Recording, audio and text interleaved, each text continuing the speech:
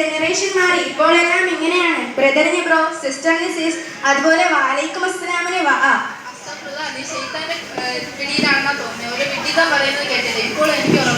എന്ത് ഉറപ്പായിരുന്നു? ഒന്ന് പോടി, ഇത് അതൊന്നുമല്ല, ഞാനൊരു ആൽഫാ ഗേളാണ്. ഓ അതൊന്നുമല്ല, ഇറ്റ്സ് നോട്ട് ആൽപ്പലിബി, ഇറ്റ്സ് ആൽഫ. നിനക്ക് ഒരു കുന്തവും പറഞ്ഞൂടാ. എന്റെ പൊന്നു സുഹൃത്തുക്കളെ, ഇവക്കൊന്ന് പറഞ്ഞു കൊടുത്ത ആൽഫയുടെ പവർ. എന്തിനിത് ഹറാമൊന്നുമല്ലല്ലോ, ഹലാല് തന്നെയല്ലേ? ഹറാമല്ലെങ്കിലും അസ്സലാമലൈക്കും പറയുമ്പോൾ വലൈക്കും അസ്സലാം എന്ന് തന്നെ പറയണം. അതാണ് അതിന്റെ മര്യാദ. അല്ല, നീ ഇന്നലെ എവിടെ പോയിരുന്നു? മദർസയിൽ കണ്ടില്ല. എന്ത് പറയാനാ, എന്റെ വാപ്പ എന്നെ ഒരു കാട്ടിൽ കൊണ്ടിട്ടു.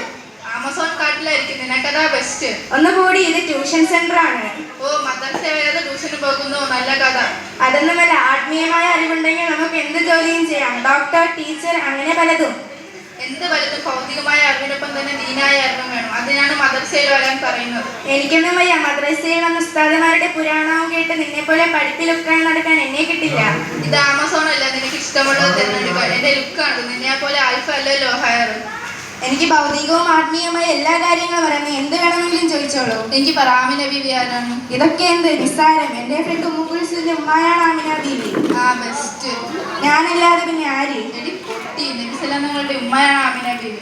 ഓ, ചെറുതായിട്ടൊന്ന് മാറിപ്പോയി. ഇനി വേറെ ചോദിക്കും. നീ കുളിക്കാൻ വാഷ്റൂമിൽ കയറുമ്പോൾ എന്ത് ചൊല്ലും? പ്രത്യേകിച്ചൊന്നും ചൊല്ലില്ല, പക്ഷെ വേറൊരു കാര്യം ചെയ്യും, നല്ല രസമാണ്. അതെന്ത്? പാട്ടിനെ തോൽപ്പിക്കാൻ വേണ്ടി ഈമാന് പോലും കഴിയില്ല. ദാ കേട്ട് നോക്ക്.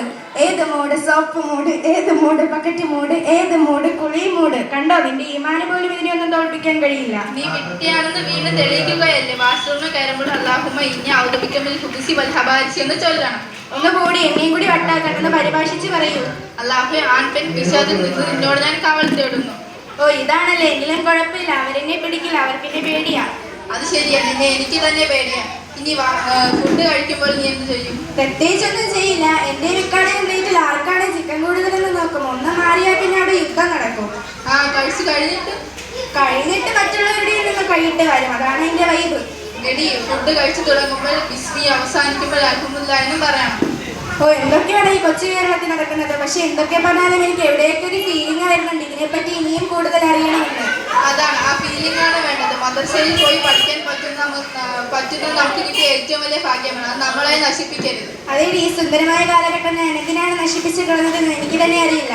ഇനി ഞാനും ഇനി മുതൽ മദ്രസയിലേക്കുണ്ട്. എനിക്കും കൂടുതൽ ഇതിനെപ്പറ്റി അറിയണം. ഞാൻ നബിയുടെ ജീവിതം എന്റെ ജീവിതത്തിൽ പകർത്താൻ മാക്സിമം ശ്രമിക്കുന്നതാണ്. മാഷാ അല്ലാഹ്, നല്ല തീരുമാനം. പ്രിയപ്പെട്ടവരെ, നമുക്ക് കിട്ടിയ ഏറ്റവും നല്ല അവസരമാണ് മദ്രസയിൽ പോയി പഠിക്കാൻ കഴിയുന്നത്. ഉസ്താദുമാരിൽ നിന്ന് അറിവ് കിട്ടുകയും ചെയ്യുന്നത് ഇതൊക്കെ കണ്ടാണ്. അത് നാം ഒരിക്കലും നശിപ്പിച്ച് കളയരുത്.